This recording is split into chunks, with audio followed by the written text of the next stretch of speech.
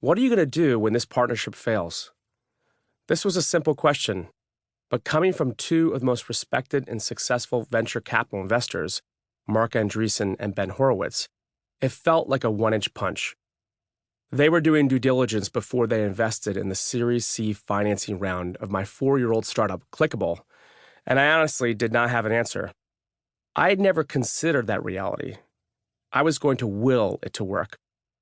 As if on cue, we all nervously laughed while I tried to keep my adrenaline under control.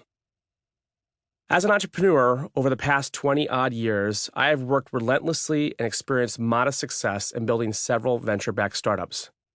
I had raised over $50 million in seed and growth capital and had exited twice. But a decade ago, at the moment Mark and Ben were doling out some radical candor, I was frozen with the realization I had just made an irreversible, fatal decision in building my beloved startup. Clickable was a pioneer in the search and social marketing space. We had discovered a real pain point. Digital marketers had too many platforms to manage and too little understanding of which ones would actually move the needle. So we created and patented the ACT engine. It was a dashboard utilizing some of the earliest forms of machine learning to look across search and social campaigns and give marketers clarity on what to focus on each day.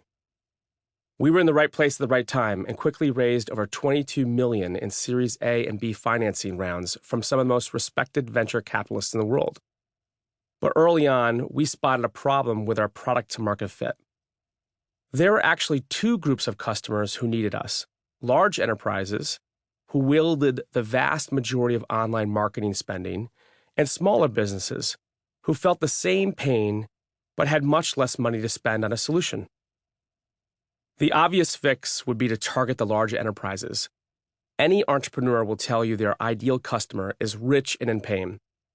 But our earliest revenue came from the smaller companies, and we were reluctant to abandon them and shift upmarket. As a result of being stuck in the ugly teenage years, our growth rate had not met yet the exponential forecast required to raise another round of funding. We were burning through capital quickly. It was a classic startup dilemma. So when a Fortune 100 financial services company came knocking in 2009 with interest in pursuing a strategic partnership, we saw it as a silver bullet for our growth challenges. They were building a complete suite of digital marketing solutions for small and medium-sized businesses, and our ACT engine fit perfectly into their strategy. They had paid a fortune to a prestigious consulting firm to analyze and recommend a leading technology partner, and the firm chose Clickable, resulting in a several million-dollar partnership to launch a white-label version of our platform for their small business customers. Unsurprisingly, their customers behaved exactly as our earliest customers did. They tried it, loved it, and then left it when the free trial was over because they couldn't afford to invest in the paid version. The smartest plan you can buy was invalidated.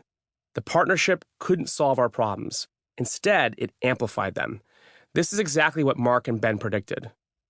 As serial founders and investors, they had hard-won experiences and critical answers that we severely required but did not yet possess.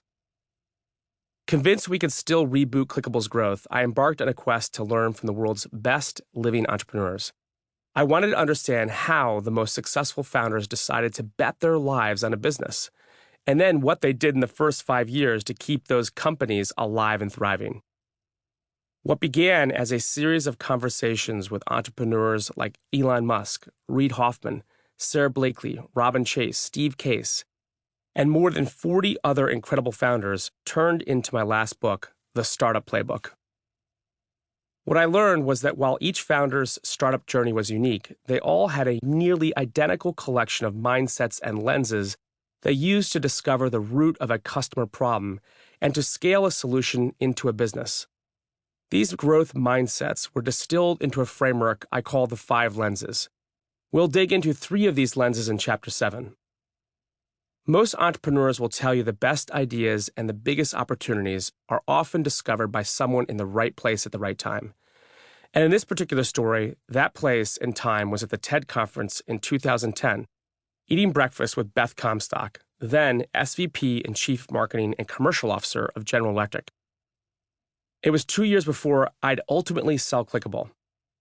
Beth and I had been friends for a decade, and our breakfast at TED was an annual affair, where we caught up on our various professional and family adventures in between presentations from some of the most creative and brilliant minds in art, technology, policy, and more. I was describing the 5 lenses from the Startup Playbook when Beth stopped me mid-sentence and insisted, "We need this learning at GE."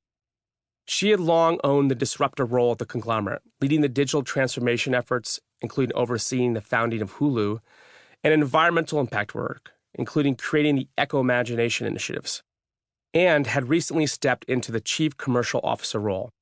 She knew better than anyone that the core of the conglomerate struggled to be entrepreneurial, to operationalize the mindsets and systems of growth. "Come work with me to install this at GE," she insisted. I hesitated. I'm an entrepreneur, not a consultant. And at that point, I had a deeply personal and moral commitment to my clickable team and investors to cross the finish line, no matter the personal costs or the timeline ahead.